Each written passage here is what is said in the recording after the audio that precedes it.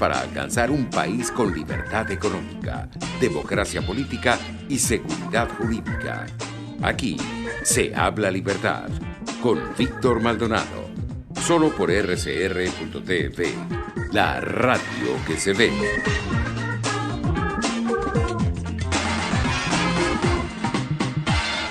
Bueno, continuamos con Aquí se habla libertad, muy movido también el top chat de RCR 750, Radio Caracas Radio al aire. Y también, bueno, agradecidos por todos los que nos ven y nos oyen a través de todos los medios. Hoy un día de verdad muy especial para mí, en todo caso,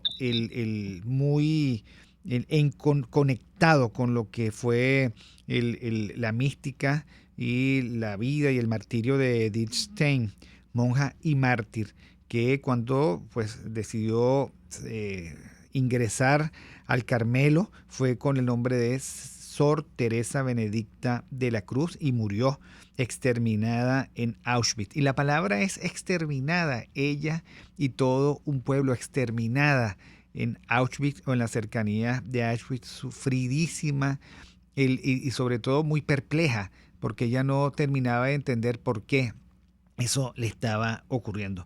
Alexander Campos, ayer como que hubo una demostración de que al país no le interesa para nada el participar de ningún certamen votacionista, ¿no?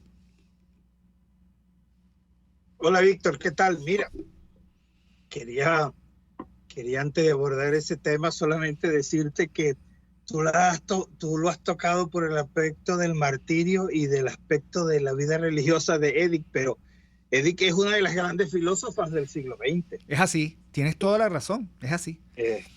Pero cuando digo de las más grandes filósofas, estoy hablando que está considerada, digamos, la heredera directa en el mundo de la fenomenología de Edmund Husserl, del que fue quien fue su tutor de tesis de doctorado, porque ella era psicóloga, filósofa y tal.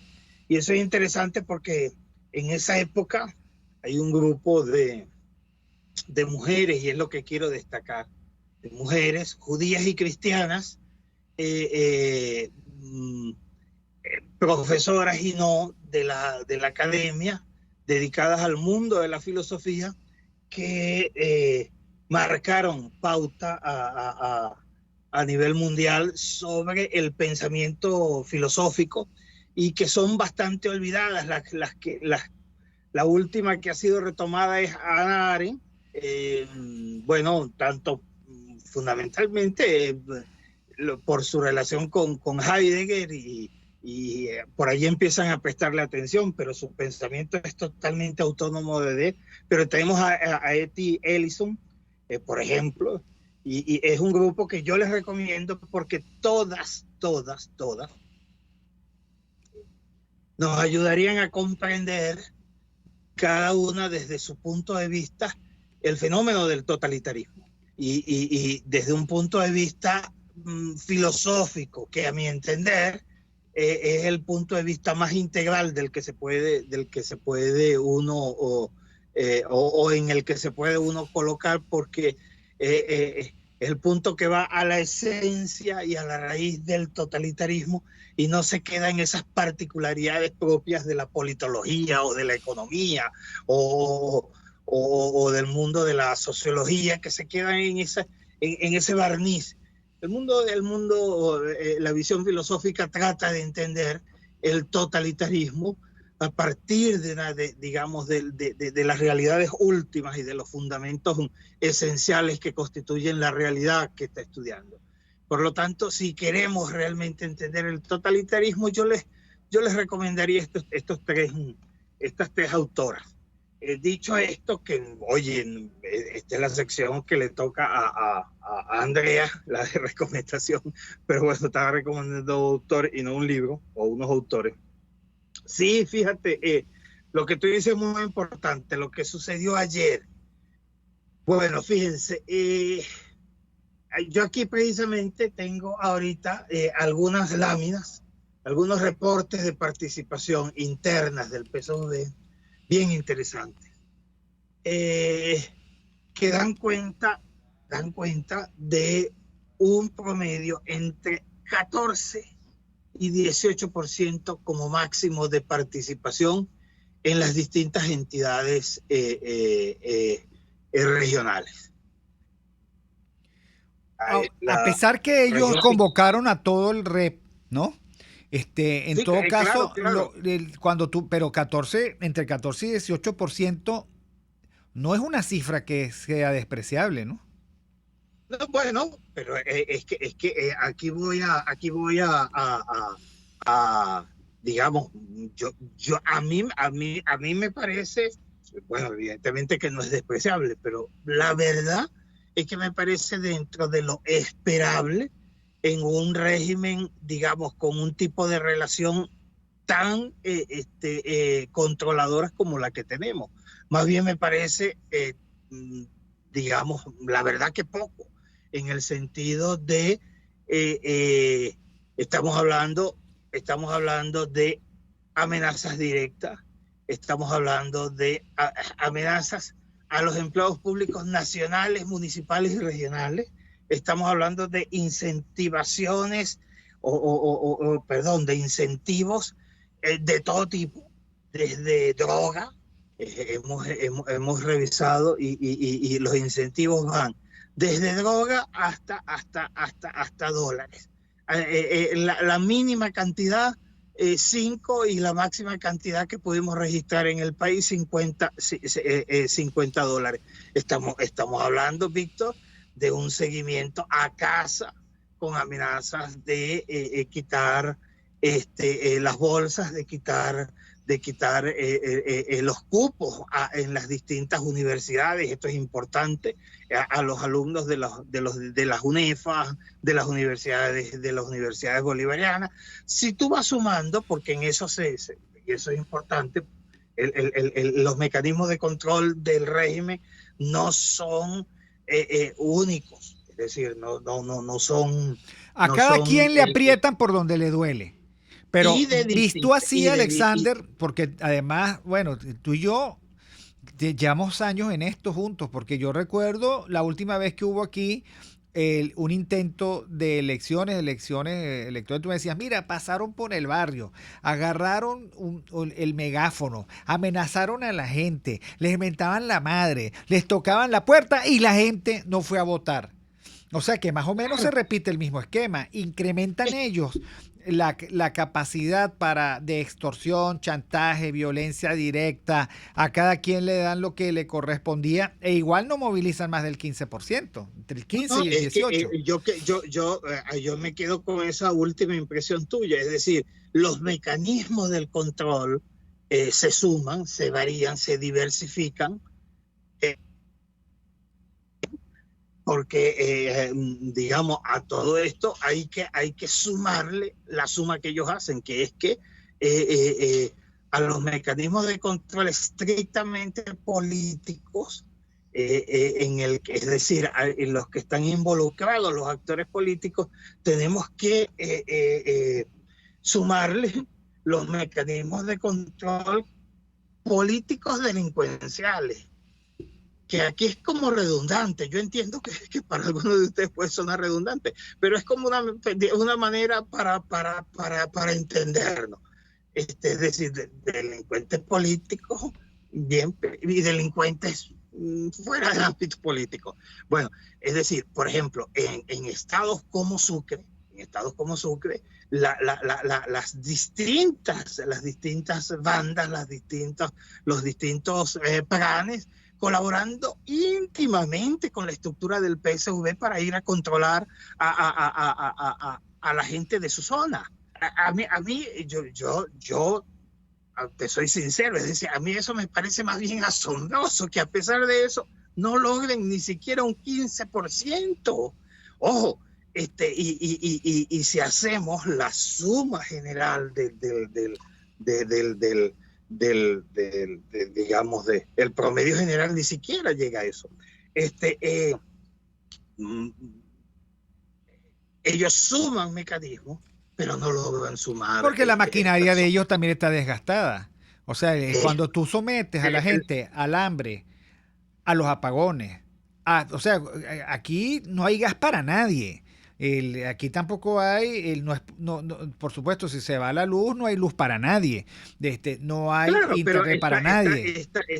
Ojo, la maquinaria. Imagínate tú si la maquinaria funciona en aparatos Movilnet, que no sirve para nada. O sea, ¿cómo pueden coordinar? Eso es verdad, lo que tú estás diciendo es verdad, Víctor, pero hay que distinguir algo. Cuando uno está en el campo, uno ve que una cosa es la maquinaria de la que tú estás hablando, que es importante, porque es la maquinaria, la burocracia del Estado, digamos, la que hace funcionar a los servicios públicos, la que hace funcionar a los programas de gobierno, la que hace eso, como tú dices, sencillamente no sirve absolutamente.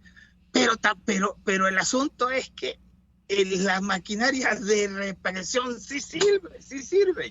Es decir, ellos pueden no invertir.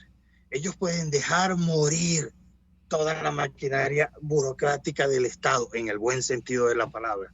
Pero lo que no van a dejar morir nunca es la maquinaria represiva. Esa maquinaria se especializa. Por cierto, Alexander, estoy viendo ahorita en la pantalla Omar Prieto, 67%. Omar Prieto en el Zulia. O sea, digamos que la encarnación de todas las plagas y todos los castigos posibles.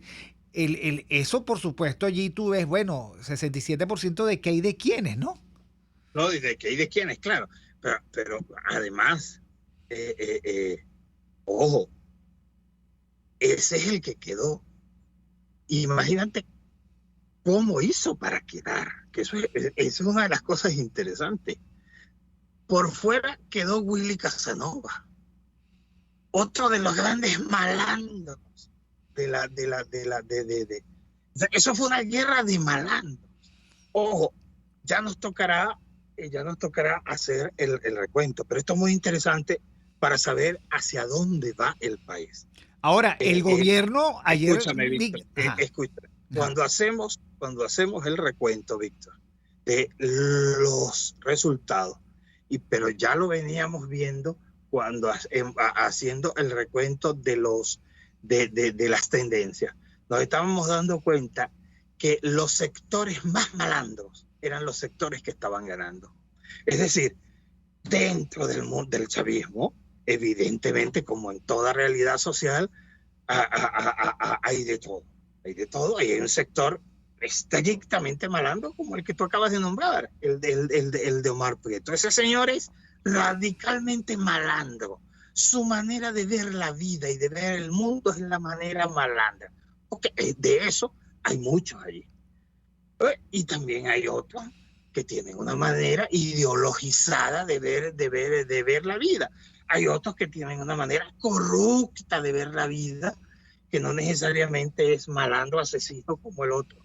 O los que iban dentro de esa maraña de la que hemos hablado, y hay otros sectores más, pero dentro de esa maraña, los que iban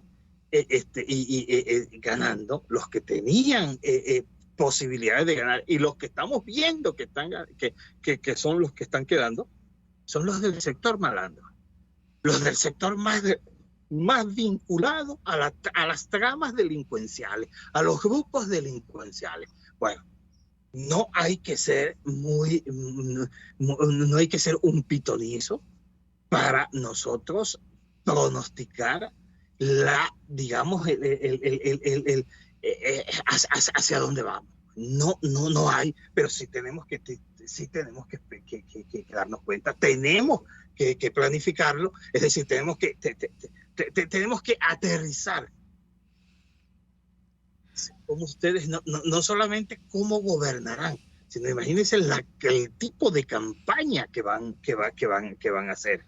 Si entre los suyos la amenaza fue directa, la coacción fue directa, los golpes, las violencias, en algunos casos no te quiero contar que otra cosa fue directa. Imagínense ustedes lo que hará y el tipo de campaña que hará que tendremos entre agosto y y noviembre. Perdón, Ahora, Víctor. Alexander, no, yo te iba a decir, de las cosas que ayer Nicolás Maduro asomó es que iba a pasar una ley para que fuesen obligatorias las primarias de todos los partidos políticos. Y entonces uno dice, bueno, yo eso me lo imaginaba. Yo dije, estos van a modelar unas primarias y luego las van a exigir a todo el mundo, pero es que las primarias uno no puede uno no puede decir, esto que van a hacer no son elecciones, pero las primarias sí. Aquí hay acomodos y reacomodos, obviamente. Y hay un conjunto de incentivos, obviamente. ¿Y qué es lo que va a pasar? ¿Qué crees tú que pasaría con los partidos políticos si se someten a primarias?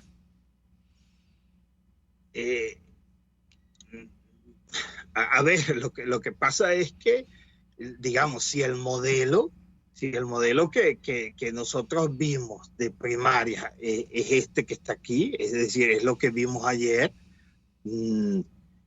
primarias solamente se le puede llamar porque anteceden a la elección general, pero no porque realmente estén hablando las bases, no porque haya libertad. Es decir, si el modelaje es este, ¿qué es lo que tenemos? Tenemos que aquel que convirtió el proselitismo político en una simple práctica delincuencial de soborno, de extorsión, de amenaza. Bueno, es decir, terminarán de pervertir. Lo que sucederá es que terminarán de pervertir todas las estructuras políticas de las que tenemos ahorita noción. Es decir, si nos llevan a todos al modelo que nos han impuesto, significa la destrucción total de todos los partidos. Total. Es decir, lo poco o lo mucho que quede en cada partido de dignidad, de democracia, será derrotado, porque lo que estos están estimulando es la práctica delincuencial antes que el ejercicio político democrático, porque ya es que ni siquiera es la práctica dictatorial o populista de designar a dedo. No. Lo que hizo el PSV fue ni siquiera dejar imponer a dedo lo suyo. No, fue montarlo.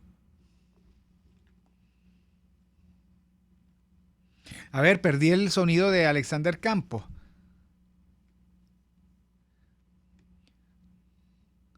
Estábamos hablando con Alexander Campos sobre la experiencia de ayer de las supuestas primarias del partido que sustenta al régimen. Decía que entre 14 y 18% de participación y hacía un inventario de las prácticas que se llevaron a cabo, en donde había de todo, a cada uno lo suyo, casi que se puede decir. Ahora, uno tiene que partir también del supuesto de que allí una porción salió voluntariamente, y ese dato es espectacular, porque el dato de los voluntarios nos daría a nosotros la idea del verdadero tamaño de la legitimidad de ese partido. Ahora, obviamente esto fue un reacomodo interno, una forma elegante de salir de unos, una forma elegante de ratificar a otros. Estoy viendo en la pantalla que Víctor Clark en Falcón, y quería saber si tenías algún dato adicional, 73,51%. Los demás no llegaron nunca ni de cerca a ese rango de apoyo. Y bueno, y estábamos comentando de que precisamente a Nicolás Maduro se lo quiero decir ayer, y esto también tienen que hacerlo todos los partidos políticos. Eso significaría para los partidos políticos una confrontación con su propia realidad. Yo soy de los que cree que los partidos políticos están devastados. Soy de los que cree que la ciudadanía venezolana está de espaldas a esa realidad de partidos políticos. Soy de los que cree que, por supuesto, no quieren nada con el chavismo, el diosdado madurismo, pero tampoco quieren nada con el G4, que resulta anacrónico, obsoleto, simulador de la oposición, y que no tira una palmingo de la realidad. Y eso está, el sostenido, toda esa falsa legitimidad está sostenida con saliva del oro, la verdad. Y si los llaman a la realidad, va a ser el desastre. Pero como mi hipótesis es que lo mejor que nos puede ocurrir es terminar de consolidar el vacío para ver si comienza otra cosa, una especie de reseteo de esta realidad que no sirve para nada, a lo mejor eso termina de acelerar o de metabolizar el proceso. No sé si ya tenemos a Alexander. Estamos llamando a Alexander Campos, que obviamente, como ya volvimos a la realidad y como ya pasaron las Olimpiadas, pues entonces ya podemos volver a decir que aquí en este país no hay servicios públicos de calidad, que aquí la realidad sigue siendo tan horrible como siempre, que no hay una forma alguna de inventariar éxitos en un país donde todo termina siendo muy trágico y todo termina siendo muy costoso, desde respirar en adelante. Bueno, hacer un programa de esto también a veces tiene sus dificultades porque no hay forma de mantener estable la comunicación. Yo soy de los que cree que las cosas que ocurren en el plano de la política son epifenoménicas, o sea, a la gente no le interesa, simplemente no está conectada, no les produce ninguna emoción, no hay forma de que haya el vínculo mínimo emocional como para que eso termine el de hacer clic, sino que hay un mundo, un inframundo, si ustedes quieren, que es el de la política, claro que nosotros referimos, porque efectivamente eso tiene consecuencias trágicas para nosotros, el cuando toca en realidad, pero nosotros sabemos que no va a cambiar nada demasiado. Luis Alfredo Báez, ¿guerra de malandros o guerra de ampones? Ricardo Godiña, el país se parece bastante a la era previa a Juan Vicente Gómez. La pregunta es si va a aparecer otro como él. Isbelia Leones, mecanismo de control políticos delincuenciales. Wow, guerra de malandros. Esta fase hay que patentarla. Teacher, es el término que le queda súper bien al narcorrégimen. Zulay González, si van a creer en las elecciones del 21 de noviembre, a palos limpios van a salir. Bueno, y María Macei dice, y es verdad, el profesor Campos es tremendo analista. Bueno, ustedes no saben lo tremendo que es. Alexander. Dime. Estamos oyéndote. Se nos había cortado la comunicación y tú decías, bueno, que esto era trágico, sí, corte de la realidad. Es que yo los invito a leer, a ver el mecanismo de cómo todas las elecciones en totalitarismo, sean internas, las que sean, todas las elecciones en totalitarismo, tal como tú dijiste, tienen la intención del reacomodo. Nunca están pensadas para que el sujeto diga en libertad cuál es su opinión, que ese sería el papel de las elecciones en la modernidad en general. La modernidad en general, sea cualquiera de las manifestaciones políticas de la modernidad, las elecciones están pensadas para que el individuo exprese su voluntad. Entonces, si se quiere, el fin último de la modernidad es de las elecciones es reafirmar al sujeto en su voluntad, que haciéndola pública se convierte en poder político. Ok. De nuevo. En totalitarismo es todo lo contrario. En totalitarismo es para reafirmar la estructura sobre el sujeto, reafirmarse sobre él e imponerse sobre él. Ok, ahora, lo interesante es que me perdonen, no lo digo con fascinación, lo digo con rudeza.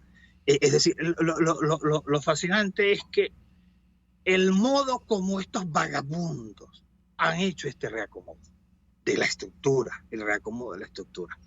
Normalmente los reacomodos en estos regímenes totalitarios son reacomodos hechos al tipo populista, es decir, la nomenclatura designa a quienes ellos quieren estar allí para mantener la estructura.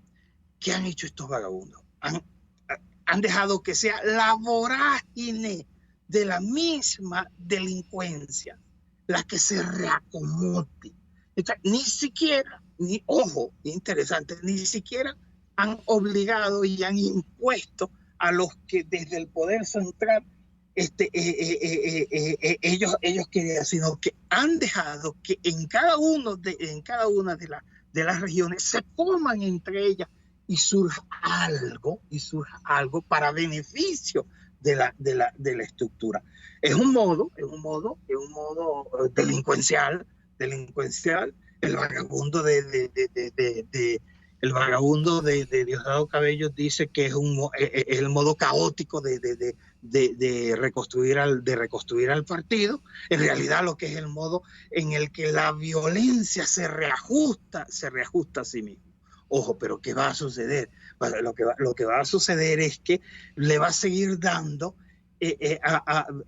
beligerancia a la violencia como mecanismo para el orden político. Y además la violencia delincuencial como mecanismo para la ordenación política. Ahora, sálvenos Dios, Alexander, hay una prueba de fuego. Prefigura. Hay una prueba de fuego para el CNE. El CNE va a decir realmente que este fue el monto de participación, 18%. Porque esas cifras, aun cuando a mí en la práctica me parecen que no son nada despreciables, eso no les sirve al partido para decir que son la fuerza mayoritaria del país. Eso no les sirve. Estas no son cifras de las cuales ellos puedan sentirse orgullosos. Pero además, digamos, la selección de candidatos como obviamente es el del Zulia, que es un mal candidato. O sea, el Zulia no es posible. Esto es de librito. En medio de la devastación del Zulia, cuyo titular ha sido este señor Prieto, no es posible que él sea un buen candidato, ni aquí ni en la China. O sea, él debió haber sido el sustituido por oficio casi. Y sin embargo, dejan que él sea. Eso, si hubiesen aquí elecciones de verdad que no van a ocurrir, ese señor no podría ganar. De ninguna manera ganaría, es lo que quiero decirte. El gran reto, es decir, yo no dudo que el CNE como institución vaya a legitimar las cifras corruptas que desde el régimen impongan. No lo dudo. La prueba de fuego está para aquellos dos que supuestamente son garantía de que el CNE actúe correctamente.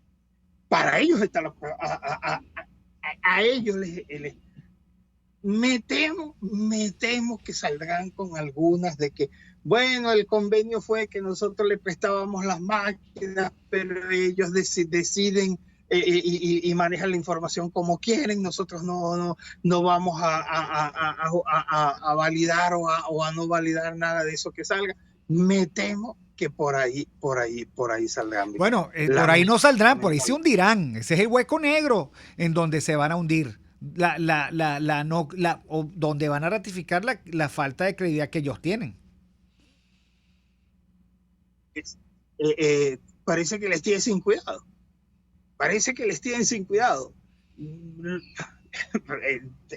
Te lo digo por la manera como actúa. Es decir, pareciera que el fin último es sencillamente realizar el acto de legitimación que representan las elecciones. Llévese por los cachos a quien se tengan que llevar por los cachos. Así pareciera que están actuando sin ningún tipo de razonamiento, porque hay cosas tan evidentes que uno no entiende por qué sencillamente no reaccionan de forma distinta. Entonces uno dice, bueno, aquí hay algo. No sé si no tienen compón. Bueno, mi querido Alexander, seguiremos con la crónica del desmadre nacional. Estos datos que tú nos has dado son muy, muy pero interesantes. El análisis que has hecho es excelente. Y bueno, deberíamos hacer algo en algún otro espacio para analizar a la personalidad de la filosofía y la vida de Edith Stein, monja y mártir. Como quiera. Monja y mártir. A la orden. Bueno, gracias a Jaime Nestares en la dirección general de la estación, a Wilip Sarcaya en la gerencia de producción, Catherine Manzano, maquillajes y producción, José Gregorio González en los controles, Helen Machado en la lectura de las noticias y el equipo de Marilia García y Génesis, tú sabes, producción de contenido.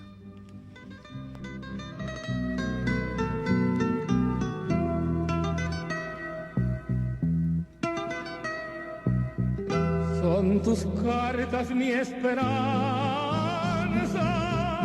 mis temores, mi alegría, y aunque sean tonterías, escríbeme escríbeme.